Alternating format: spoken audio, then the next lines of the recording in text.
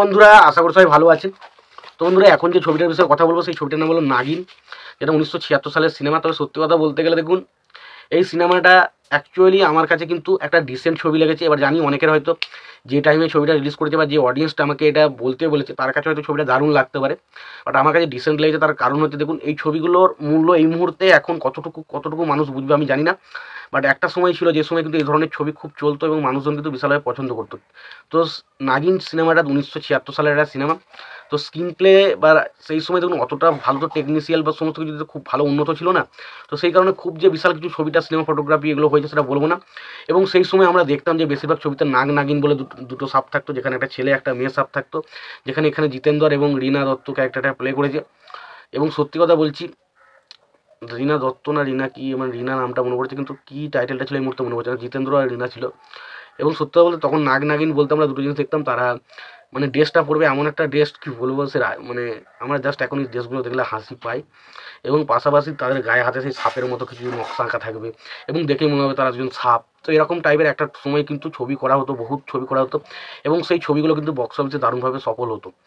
তো এই ছবিটাও ঠিক সেরকমই একটা গল্প, যেখানে আমরা দেখতে পাই যে জিতেন্দ্র এবং একটা নাগ এবং একটা নাগিন রয়েছে, তারা একে অপরকে খুব ভালোবাসে, কিন্তু তারা একে অপরের সঙ্গে মিলন করে একটা বনের মধ্যে। এবং সেই সময় চারটে সেই সময় নাগ যখন নাগ মানে জিতেন্দ্র ক্যারেক্টারটা যখন সাপের রূপে তার সামনে মিলন করতে আসে না, মানে মেয়েটার সঙ্গে, মেয়েটা যখন নাগিনটা যখন মেয়ের রূপে থাকে এবং নাগটা এমনি সাপের রূপে থাকে, তখন তারা মিলন করতে এলে সেই সময় তাই মানে কিছু ছেলের কিছু লোকজন আসে 5-6 জন মতো, তারা ওইটা ভাবে যে মেয়েটাকে মারতে যাচ্ছে, কামড়াতে যাচ্ছে, তখন তারা সাপটাকে মেরে ফেলে এবং সেই সময় নাগটাকে তারা মেরে ফেলে।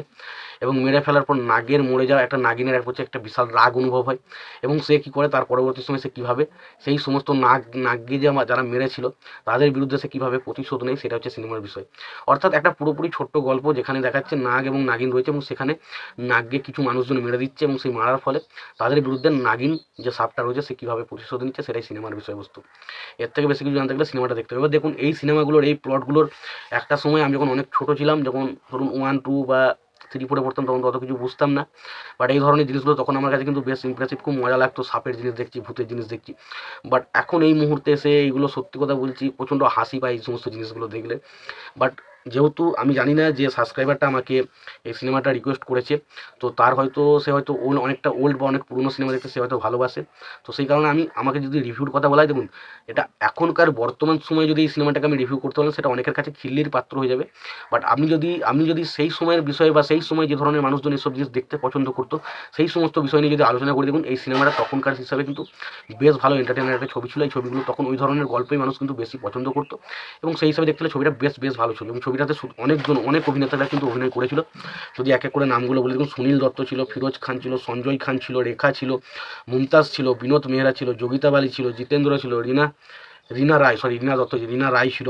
তো অনেকেই কিন্তু ছবির মধ্যে ছিল এবং ছবিটার মিউজিকের কাজ করেছিল লক্ষ্মীকান্ত বেহরলাল এবং ছবিটার মানে ডিরেক্টর ছিলেন রাজকুমার কোহলি। তো রাজকুমার কোহলি ছবিটার পরিচালনার দায়িত্ব ছিলেন এবং এই ছবিটা পুরোপুরি একটা রিভেঞ্জ ড্রামা ছবি ছিল, একজন নাগিনের প্রতিশোধের গল্প সিনেমাটাতে দেখানো হয়। গান যদি কথা বলি, ধরুন গানগুলো আমার কাছে পুরোনো গান, জানি না অনেকের হয়তো ভালো লাগতে পারবে না, আমার কাছে খুব একটা ভালো লাগেনি। শুধু এই নাগিনের ওই একটা গান হচ্ছে, এই যে নাগিন যখন প্রতিশোধ নিচ্ছে তারপরে যে গানটা গাইছে, সেই গানটা ডেফিনেটলি আমার কাছে বেশ ইন্টারেস্টিং লেগেছিল। তো ওভারঅল এই ছবিটার কথা বলি, দেখুন ছবিটা আমার কাছে ঠিকঠাক ছবি লেগেছে।